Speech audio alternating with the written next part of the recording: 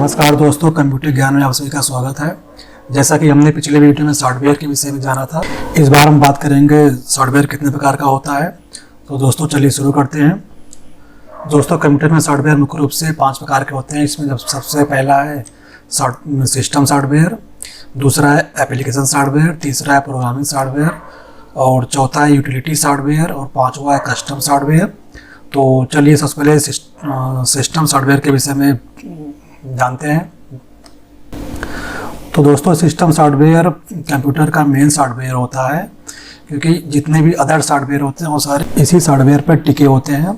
जैसे कि मान लीजिए जो आपका MS वर्ड है, एक्सेल है, पावर पॉइंट है, टैली है या फोटोशॉप है या इसके अलावा और भी जितने भी सॉफ्टवेयर होते हैं सारे के सारे सॉफ्टवेयर इसी पर टिके होते हैं, क्योंकि ये मेन सॉफ्टवेयर होता है, इसलिए इसको सिस्टम सॉफ्टवेयर कहा जाता है।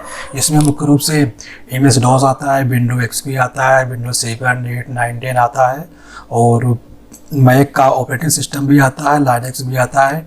और इसके बाद ये तो हुए इसके ऑपरेटिंग सिस्टम। इसके बाद आता है डिवाइस ड्राइवर। डिवाइस ड्राइवर क्या होते हैं कि जिस कंप्यूटर में जितने भी हार्डवेयर होते हैं उन सबका अपना एक ड्राइवर होता है। वो ड्राइवर के इंस्टॉल होने से ही अपना वर्क करते हैं। यदि भी किसी भी प्रिंटर या स्कैनर या किसी भी स्पीकर का अगर उसका ड्राइवर नहीं है तो वो हार्डवेयर वर्क नहीं करता, इसलिए कंप्यूटर में ड्राइवर का होना मस्ट है। और इसके बाद आता है तीसरा जो आता है बायोस।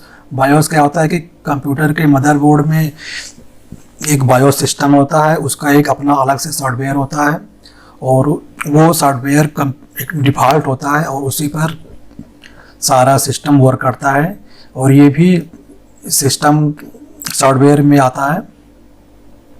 तो दोस्तों चलते हैं इसके बाद जो अगला सॉफ्टवेयर है। दोस्तों अगला सॉफ्टवेयर है प्रोग्रामिंग सॉफ्टवेयर।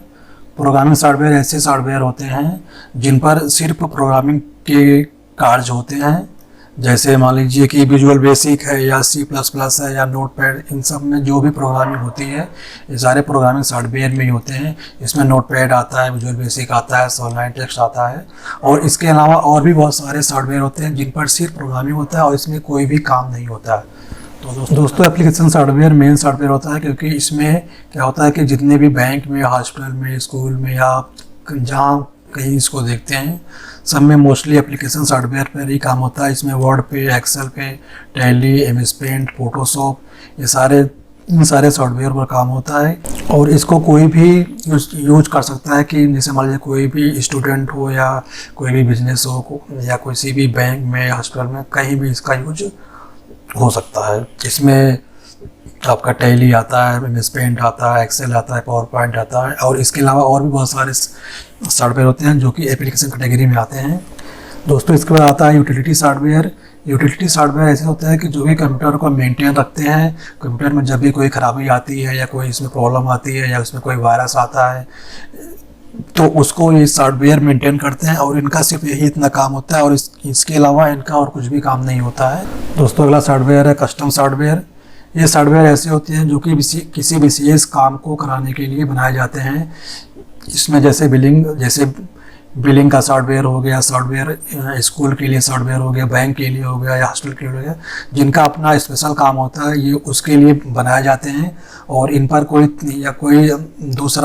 दूसरी कंपनी इसको अपने काम में नहीं ले सकती, क्योंकि ये स्पेशल पर्पज़ के लिए बनाए जाते हैं। तो दोस्तों यदि आपको वीडियो अच्छा लगा हो तो प्लीज़ लाइक करें, सब्सक्राइब करें। मिलते हैं अगली वीडियो में। थैंक यू, धन्यवाद।